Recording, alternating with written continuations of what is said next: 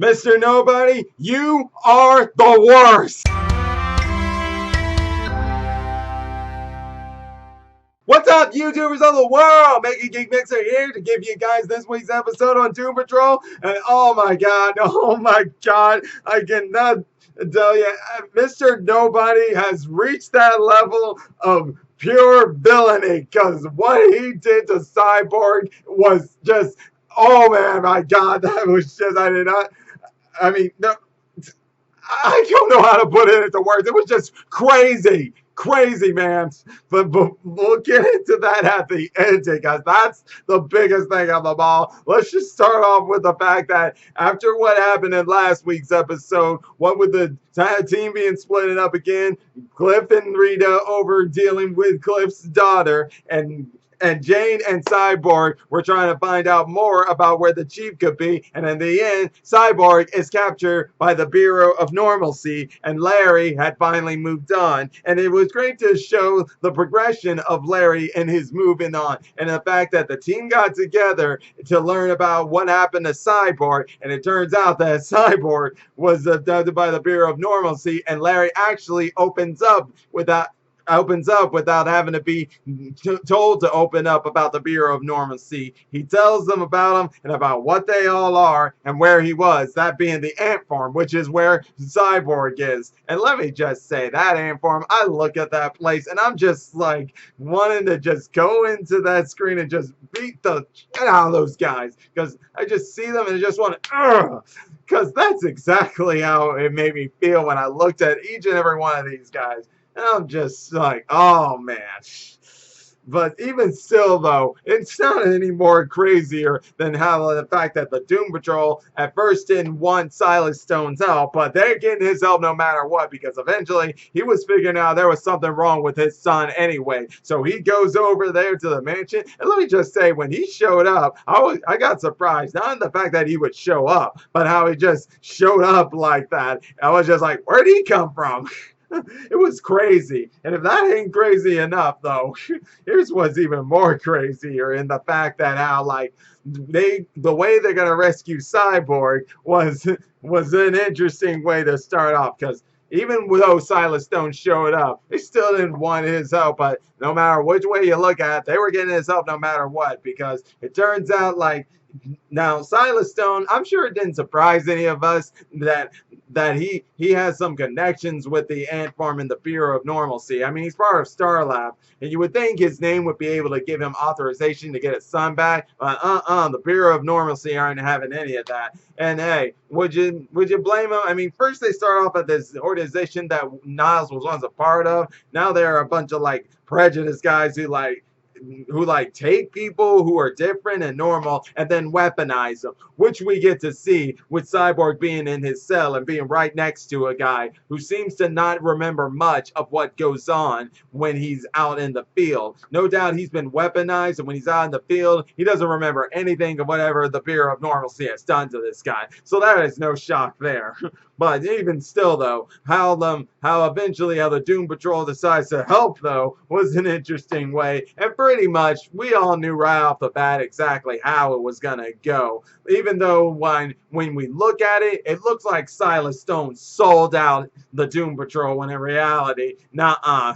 Why would you want to sell out the Doom Patrol, especially against a bunch of people you know are nothing but a bunch of jackasses who will just experiment on you with no remorse whatsoever, and the sword is the same. You know, this is somewhat actually reminded me of that place that the Titans were at when Robin had made Starfire blow that place up. Yeah, it's somewhat similar to that, but more of the fact that they're part of a government agency, so they are legally allowed to do this in a dark government sort of illegal way. Yeah, it's politics and all this other stuff. So what can you do about it? I mean, seriously, it's stuff that don't even make sense most of the time when it comes to the government. So, what can you do? But what really is something here though was how like when each of them were taken captive, then we get a scene of each of them inside a cell. Like first off, you got Larry, who we seem to learn a little something here. Now, of course, Larry and Negative Man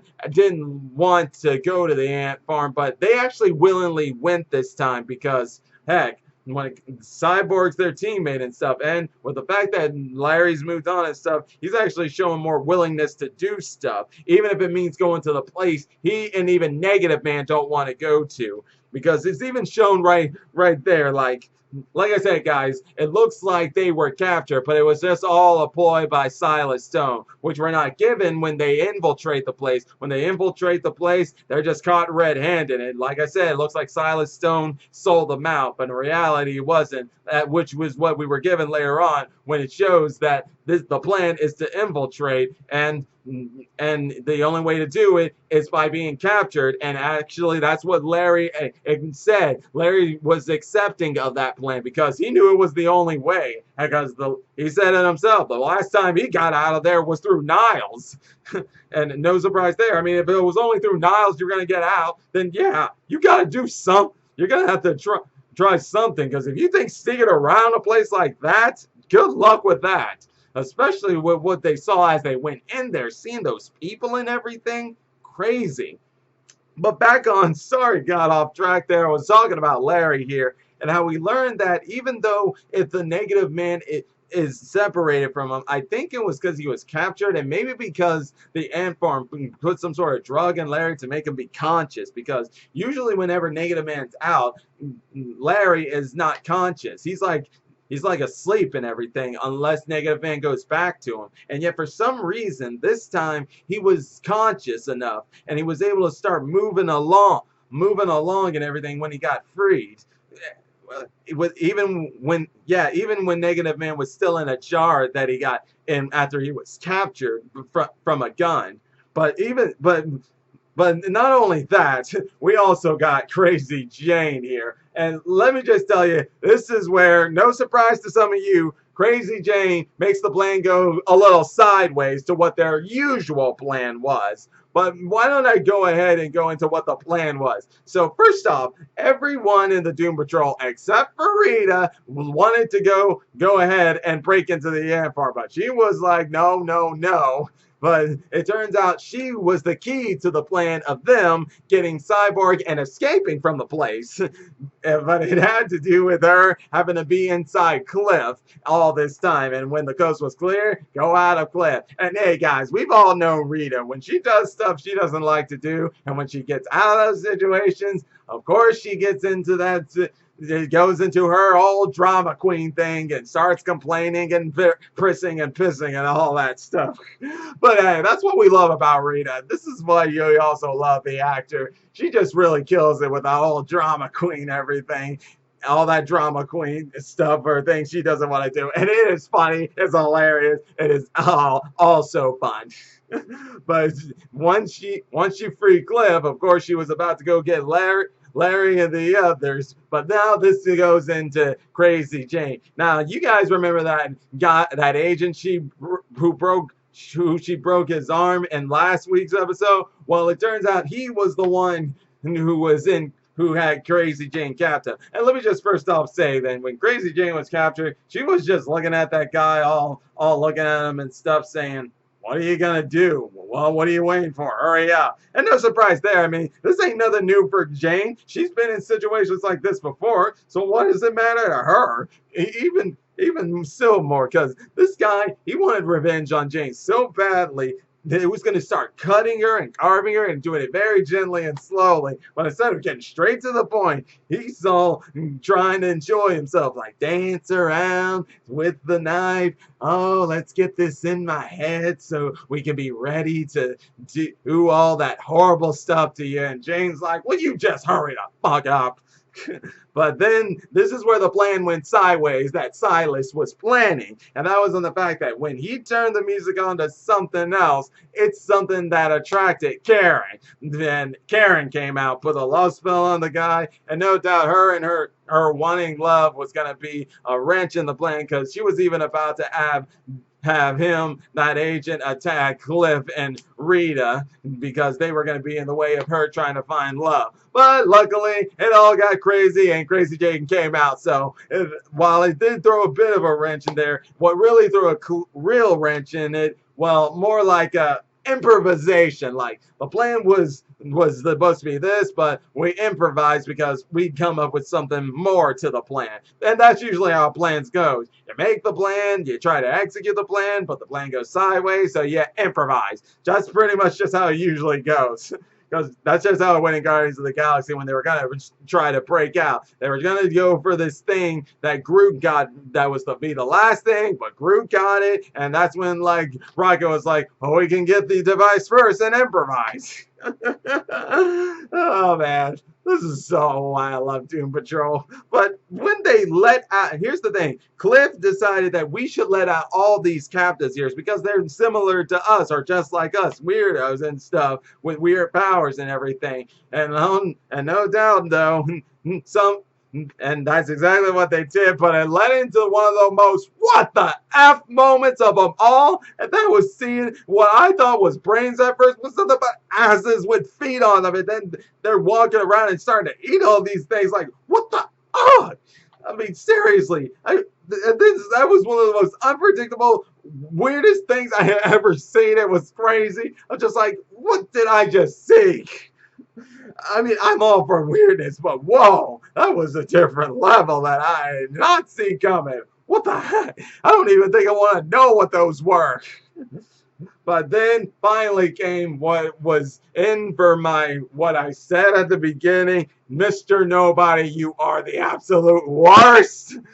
Because what you did to Victor, whoa, did it take things to a new level. Now, it turns out I sort of speculate he had something to do with Grid starting to go haywire and stuff. And maybe in some aspects, I was not far off, but I wasn't exactly on point. But what it was that, okay, so the reason Grid was like this is because, well, Silas Stone had already had a feeling that something like this would happen eventually. Because, well, he had created Grid and everything with these nanites and everything, and he knew that there might be the risk of them taking over, but he still didn't want to lose his son. But Mr. Nobody plays some psychological games with Victor that goes beyond what he did before, and that was in the fact that he made Victor see lots of video footage, and at first we're all thinking this was Grid, and mostly likely part of it was, but part of it was Mr. Nobody, especially when Silas Stone found his son and was trying to get him to come with him. Sure, he had to try to make sure to convince his son that this was all part of a plan. He made it look like he sold out the team of Doom Patrol, but they didn't. But then that's when it hit rock bottom for Victor, for Cyborg, when he started seeing this footage of his dad being not a loving father and looking like when one of his lab scientist partners was telling them the risk of putting Grid in there and the nanites of what they can do. It was showing the scene of saying, and your point, like he didn't care. And that's when Cyborg lost it and he beat down his father to probably, I don't know, into a coma, or but what it looks like and what we got at the end, he beat him to death. And then after he did it, it turns out it was all Mr. Nobody's doing. What he saw in that video was true, but the part of his father not caring or showing remorse for what he was gonna do, it turns out that was all Mr. Nobody. Because right after what he did, Victor did to his father, there's Mr. Nobody right behind him and exposing that this was all my doing to make you hit your father and make you feel the remorse you felt for when you lost your mother. Because here's the thing, Cyborg blames himself for what happened to his mother, and now it looks like another burden has been placed on him as he killed his father. At least that's what it's looking like. It hasn't been confirmed yet. Until it's confirmed, I'm guessing either he's in a coma, he's been beaten into a coma, or he's been beaten to death. Either way, the scene of seeing Cyborg hold his father like that, I'm not gonna lie, while I didn't literally cry, I was crying in my heart. I could feel the pain of Victor's pain inside my heart. And it only got even worser it only hit me even harder knowing that when the Doom Patrol shows up to see him cuddling his father and agonizing and grieving over what he did made it even more hurting knowing that it had to go down like that. It was awful. Truly awful. I mean, whoa. Mr. Nobody, that's what he's been doing. Here's the thing. He's not been in most of these, literally in most of these episodes, and yet he's been a great big influence in almost nearly most of these episodes. Even though he's not there physically, you can just feel his presence and see how dangerous this guy is. Because look what he did here. I mean, think about it. First kidnapping Niles, and then teleporting Larry, Cyborg, and Rita into that donkey and making them go through some psychological things back in there. And then you got what he did with Admiral Whiskers going into Cliff's robot body and all that. And then there's the fact of him, we finally get a clue about what he's after from Niles. To this, man, how much more will this guy's psychological levels go? I mean, we got Darkseid and all these other people, and yet out of all these TV shows I've seen with DC in them and their villains, while they have done some crazy shit, this does not top what Mr. Nobody has been doing. I mean, seriously, I don't know where they're getting this from. I mean, I know I researched Mr. Nobody, and they were always changing his powers and stuff, but this is the highest level I've seen to make you be like, people, you need to watch out for Mr. Nobody. You seriously need to watch out for this guy, because that's exactly what I'm feeling for this film, and there's no telling what's coming next, because I saw the preview of next week's episode, and it just gives you wondering how can they beat this guy, especially within the next episode we'll see Mr. Nobody with the Doom Patrol shirt and him seeing like maybe these new guys might be a challenge, because some of these guys they let out in the ant form, the Doom Patrol let out, they're taking them back to their mansion where we're going to learn more about some of these people and their powers. Oh, and the next episode is called Flex Patrol. Oh man, you gotta wonder what's gonna happen next. Oh, this is just crazy guys, crazy. Oh, but I'm gonna leave it at that, guys. I just don't know what more to say, but what an episode, what a way to end the episode. It had a huge impact on me. I'm gonna one day talk about which ones are my favorite episodes, and I think this might go into that one, or at least into one of the most dramatic episodes of them all. But I'm gonna stop for now, guys, and if you enjoy my videos, click that like button, subscribe to the channel, and hit the bell icon to be notified when I make more videos. Till then, Mega Geek Mixer signing out. Bye!